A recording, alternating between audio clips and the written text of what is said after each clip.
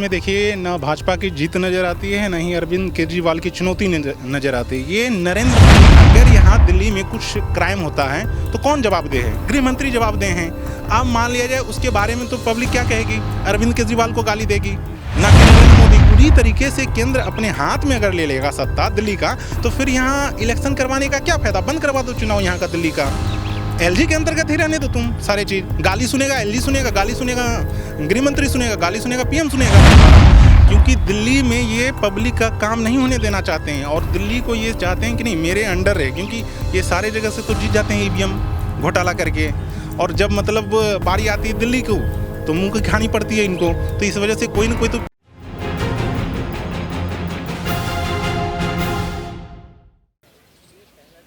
कानून बनते हैं बिगड़ते हैं और यहाँ पर अरविंद केजरीवाल लगातार जो है मेहनत कर रहे हैं दिल्ली में कि जैसे ही 10 साल में राष्ट्रीय पार्टी बन गई तो अब केंद्र की सरकार यानी कि भाजपा सरकार को चुनौती देनी है।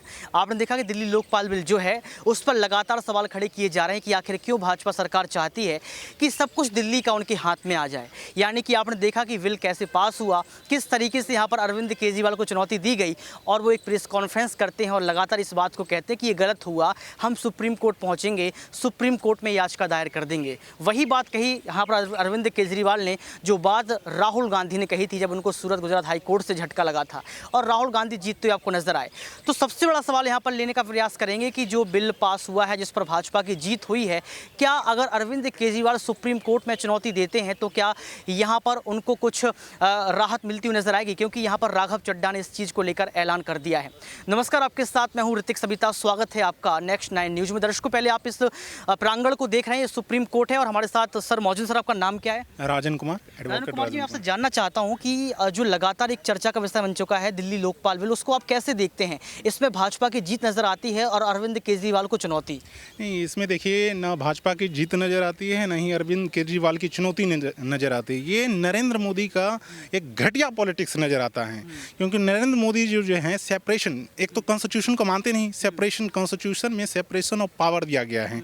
सेपरेशन ऑफ पावर में जुडिशरी, एग्जीक्यूटिव और जो आपका एग्जीक्यूटिव, जुडिशरी और लेजिस्लेचर, तीनों का अलग अलग अपना काम होता है, निर्धारित होता है। तो इस काम में जो है वो हस्तक्षेप कर रहे हैं।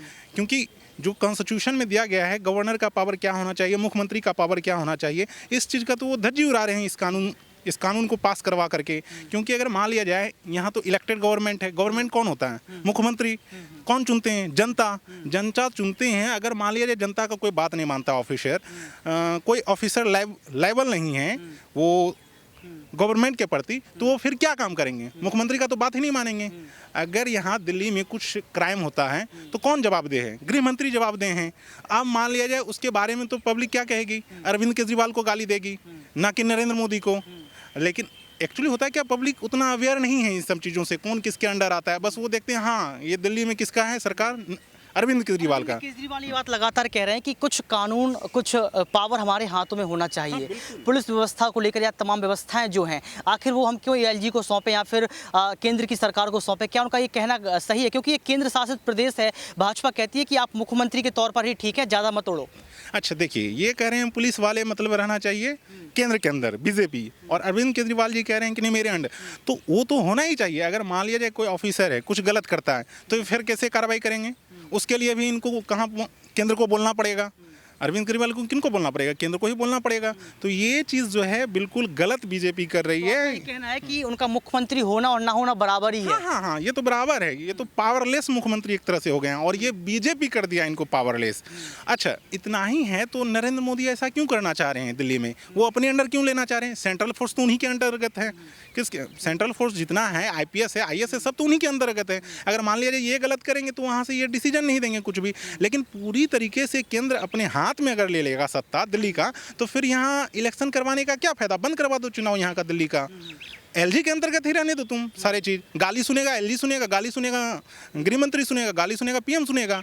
अरविंद केजरीवाल क्यों गाली सुनेगा? इसको हम ये मान लें कि राजनीति का अखाड़ा है, क्योंकि ये जो लड़ाई है, भले वो बिल की बात करें, आप कुछ भी बात करें, ऐसा कहा जा रहा है कि अरविंद केजरीवाल वर्सेस नरेंद्र मोदी की लड़ाई है, यानी कि कोई भी मुद्दा डालना है चुनाव के पहले। ये ठीक बात है क्या? हाँ, एकदम सही है। ये लड़ाई जानबूझ के करवाई जा रही है बीजेपी के द्वारा, क्योंकि दिल्ली में ये पब्लिक का काम नहीं होने देना चाहते हैं और दिल्ली को ये चाहते हैं कि नहीं मेरे अंडर है, क्योंकि ये सारे जगह से तो जीत जाते हैं ईवीएम घोटाला करके, और जब मतलब बारी आती है दिल्ली को तो मुंह की खानी पड़ती है इनको। तो इस वजह से कोई ना कोई तो पीछे का दरवाजा ये चुनेंगे ही ना। देखिए, न्याय के मंदिर के जो है वो सुप्रीम कोर्ट, उसके आप लोगों को देवता कहा जाता है कि आप लोग देवता हो और सही बात रखते हो।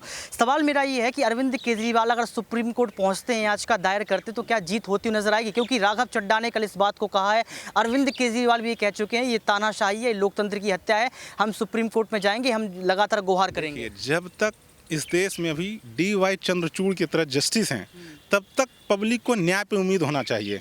अगर रंजन गोगोई की तरह कोई जस्टिस आ जाए तो फिर उम्मीद इंसान को छोड़ देना चाहिए, क्योंकि उनको तो देखेगी।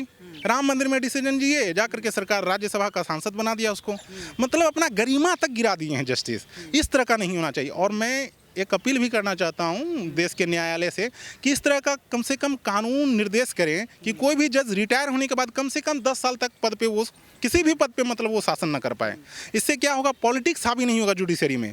वरना राजनेता आजकल क्या करते हैं, अपने लोग को बना दे रहे हैं, ASG बना दे रहे हैं, सब तो उन्हीं का है। अटॉर्नी जनरल ऑफ इंडिया किसका है? उन्हीं का है, गवर्नमेंट का है। किसका पक्ष लेगा? जनता का थोड़ी पक्ष लेगा, वो तो गवर्नमेंट का ही पक्ष लेगा। सवाल तो आप कानून पर भी खड़े होते हैं कि चाहे सुप्रीम कोर्ट हो, चाहे गुजरात हाई कोर्ट, कुछ भी हो, ये कहीं ना कहीं अब बिक चुके हैं। तानाशाही इतनी बढ़ चुकी है कि खरीद फरोख्त की जा रही है। यानी कि सवाल इनडायरेक्टली या अप्रत्यक्ष रूप से आप लोगों पर भी खड़े हो रहे हैं। इसको आप कैसे देखते हैं? क्या सरकार दबाव बना रही है? हाँ, ये बात बिल्कुल है। न्यायपालिका पे जो है सरकार दबाव बना रही है, हर तरीके से दबाव बना रही है। अगर मान लीजिए कहीं पैनल एडवोकेट होता है गवर्नमेंट ऑफ इंडिया का, तो उसमें वो अपने कार्यकर्ता को चुन लेते हैं। बीजेपी वाला अपना कार्यकर्ता घुसा लेगा, तो वो क्या करेगा? किसका मांग करेगा? वो तो बीजेपी को प्रोटेक्ट ही करेगा ना। तो हर जगह तो उनके आदमी भरे पड़े हैं, तो क्या विश्वास करेगा व्यक्ति?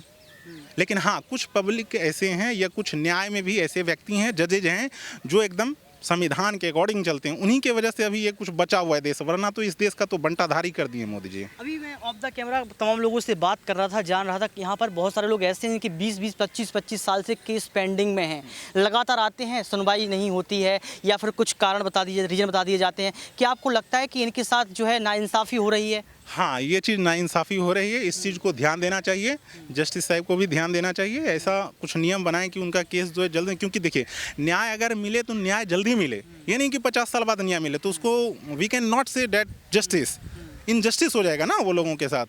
तो ये चीज़ पे ध्यान देना चाहिए, इस चीज़ को सुधारना चाहिए। शाहरुख खान, सलमान खान या किसी और का कमरा जो है बेटा हो, ये कह रहे हैं कि अगर किसी सेलिब्रिटी का या किसी नेता का बेटा हो तो इनका जो है चुनाव केस आज आया और कल जीत जाते हैं। हाँ, एक एग्जांपल देता हूँ। आर भारत वाले अर्नब गोस्वामी थे ना, उनका एक दिन में केस सुन लिए जस्टिस साहब, और बहुत सारे पब्लिक रहते हैं उनका लिस्टेड ही नहीं करता है। ये सब चीज़ बंद होना चाहिए, इसका मैं विरोध करता हूँ। चाहे न्यायपालिका करे, चाहे पॉलिटिशियन करे, इस चीज़ का जो चीज़ गलत है उस चीज़ का विरोध होना चाहिए। DY चंद्रचूड़ इस तमाम मुद्दों पर कब बातचीत करेंगे? क्योंकि वो न्याय के भगवान हैं, न्याय के मंदिर में जो है सुनवाई लेते हैं। कैसे आप देखते हैं कि कभी DY चंद्रचूड़ सामने आएंगे, इन बातों को रखेंगे? देखिए, जो जस्टिस बनते हैं उस पर कुछ फाउंडेशन रहता है, वो इस तरह आकर के खुले में नहीं कह सकते हैं कुछ भी। हाँ, उनके पास अगर इस तरह का मैटर जाता है तो वो बिल्कुल इन सब चीज़ों पे जो है निर्णय लेंगे, एकदम 100% वो निर्णय लेंगे। अभी राहुल गांधी का जो है मुद्दा वो चर्चाओं का विषय था। जैसे उनकी लोकसभा सदस्यता खत्म हुई थी, बहाल कर दी गई, सुप्रीम कोर्ट से राहत मिल गई। सुप्रीम कोर्ट ने बड़े मजाकिया अंदाज से जो कहा गया कि ये जो मामला था इसको इतना लंबा चौड़ा क्यों कर दिया गया, 5 मिनट का मामला था, सुलझ गया। अब राहुल गांधी संसद भी पहुँच गए। अविश्वास प्रस्ताव को लेकर आप क्या कुछ कहेंगे? क्योंकि देश के प्रधानमंत्री संसद नहीं पहुँच रहे हैं, सिर्फ 3 दिन का मानसून सत्र और बचा है। देखिए, देश के प्रधानमंत्री को संसद में भरोसा रहेगा तभी तो, उनको तो भरोसा ही नहीं है। गलत करके चुनाव जीतते हैं, मीडिया को सारे को खरीद लिए हैं। देखते हैं आपको मैं नहीं कह रहा हूँ, बहुत सारे मीडिया ऐसे हैं जो टीवी डिबेट, हाँ गोदी मीडिया, जो टीवी डिबेट पे हमेशा नरेंद्र मोदी का बखान करते रहते हैं, और वो जो है मैनिपुलेट करते हैं। इन सब चीज़ों पे भी न्यायपालिका को ध्यान देना पड़ेगा, क्योंकि हमेशा देखिए न्यूज़ चैनल पे हिंदू मुस्लिम, अरे यार कोई समाज का बहुत सारा मुद्दा है, आप उसको उठाइए। हिंदू मुस्लिम क्यों करते हैं? समाज को क्यों लड़ाते हैं? ये समाज बहुत ही मिन्नत से बना है, बहुत ही मेहनत से बना है। इस चीज़ को तोड़ने का प्रयास न करे कोई भी व्यक्ति। अगर ऐसा करता है तो न्यायपालिका को एक्शन लेना चाहिए। मीडिया वाले पे भी कुछ एक केस भी गया था सुप्रीम कोर्ट में, तो उस पर कहा गया था कि इस पे जो मीडिया का ऐसे भी है, प्रोफेशनल इथिक्स है, आप लोगों का भी है, लेकिन वो तो आजकल तो हर जगह तो अपने देखते हैं, जब सरकार ही चल रहा है अपने मनमर्जी, तो मीडिया भी चल रही है अपनी मनमर्जी। अंतिम सवाल मेरा ये रहेगा कि अगर यहाँ पर माफ़ कीजिएगा, अगर अरविंद केजरीवाल जो सुप्रीम कोर्ट में पहुँचते हैं, याचिका को दायर करते हैं, तो आप कितनी उम्मीद जता सकते हैं कि जो फैसला उनके पक्ष में आएगा? देखिए, ये तो फैसला तो पक्ष में आना चाहिए, क्योंकि ये गलत किए, सेपरेशन ऑफ पावर का तो धज्जी उड़ा करके रख दिए मोदी जी। और इस चीज़ को मतलब अकॉर्डिंग टू कॉन्स्टिट्यूशन भी देखा जाए तो गलत है। ठीक है, ये केंद्र शासित प्रदेश है, लेकिन आपका बहुत सारा तरीका हो सकता है उसको कंट्रोल करने का। लेकिन आप अगर सारे ऑफिसर को आप कंट्रोल कर लेंगे तो फिर मुख्यमंत्री काम कैसे करेगा? कोई भी काम नहीं कर सकता। एक चपरासी का वो ट्रांसफ़र नहीं कर सकते हैं, एक आईएएस का क्यों बात मानेगा आईएएस उनका? सारे चीज़ के लिए तो उनको एलजी के पास जाना पड़ेगा। तो फिर यहाँ सरकार चुनने से क्या फ़ायदा? बंद कर दीजिए चुनाव। यहाँ क्यों इतना जनता का पैसा आप खर्च करते हैं चुनाव में? तो ये राजन जी की आवाज़ थी, सुप्रीम कोर्ट से आपने सुनी। उन्होंने तमाम मुद्दों पर बात की, गोदी मीडिया पर भी सवाल खड़े किए। इसके साथ साथ ये बताया कि मीडिया किस तरीके से खरीद भी लिया गया।